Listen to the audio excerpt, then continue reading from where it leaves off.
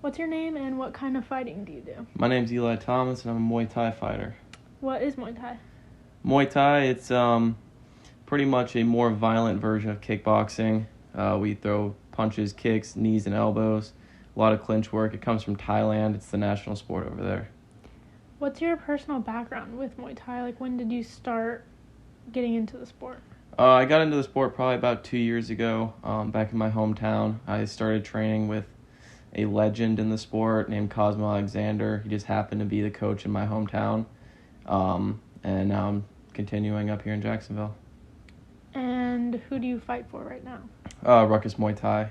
It's it's only one of two gyms in Jacksonville, Jack's Muay Thai and Ruckus Muay Thai, and I went with Ruckus.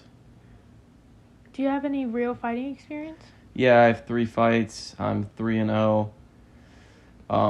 First 2 was at a tournament that I won, and the second one was at another tournament. I couldn't do the 4th fight because I hurt my leg. Are injuries common in Muay Thai? Injuries are very common in Muay Thai. Anything from cuts on the face to broken bones to bruised organs, anything you could think of. Yeah, it's there. Concussions, all that stuff. What injuries have you had? I've had a few shin injuries, a couple concussions, busted lips. Nothing too crazy, honestly. Fractured toe, blood coming out of my ears, but that's about it. So what's the best and worst part of fighting Muay Thai? The best part of fighting Muay Thai would definitely be fighting Muay Thai. It's something I really enjoy and something that I've found that I'm pretty good at. It's kind of like my peace, my safe place now. The worst part is definitely the weight cut. I walk around about 170 and fight at 145 pounds. So I have to cut like 25 pounds in a couple months, and it's just really difficult. Can you talk about the weight cutting process? Yeah, so basically, you pick a fight or you get called for a fight, and the fight's scheduled, on a certain day in a couple months or whatever, and you got to cut down. The way I do it is I start with a diet, normally get myself from 170 to like 155. Just by eating very, very, very, very, very, very, very little, maybe 1,000 calories in a day, training 2-3 times a day. And then to get to 155, from 155 to 145, I go down to like maybe 500 calories a day, training 2-3 times a day. And then the last 5 days, I'm normally about 6 or 7 pounds off, and I just water cut the rest of that, just excess sweating. Can you explain some of the skills and why they're used? Yeah, so the question mark kick, that's used typically off a front kick. So you set it up with a teep to the stomach. And in Muay Thai, people tend to drop their hands to catch that. And so then, the question mark kick, it's a fake teep into a head kick. So the goal is to get them to drop their hands and then kick them in the head.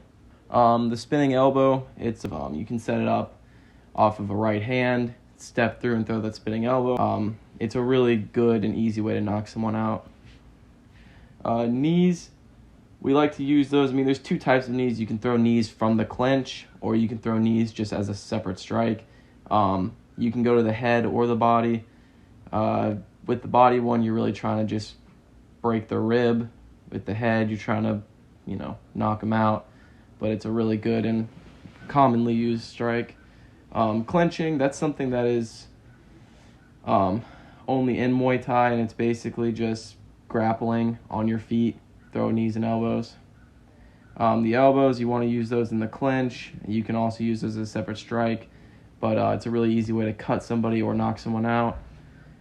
Right kick, really good either to the leg, body, or head.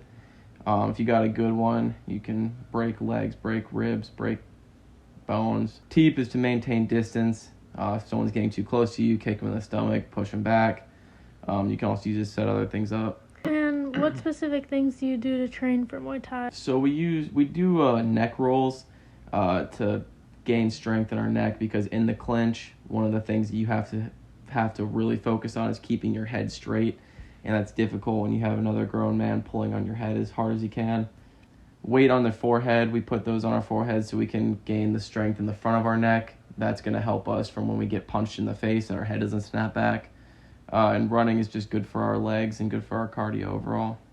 Have any of these come in handy in your fights? Yeah, I mean, every time I clinch, every time the fight goes, more than one round, all these things help. If you let your head go down, they'll knee you in the head. And so if you don't have the strength in your neck, you're going to get hurt real bad. And if you don't run, then you're just not going to be able to fight the whole fight. You'll get tired and they'll start beating you up.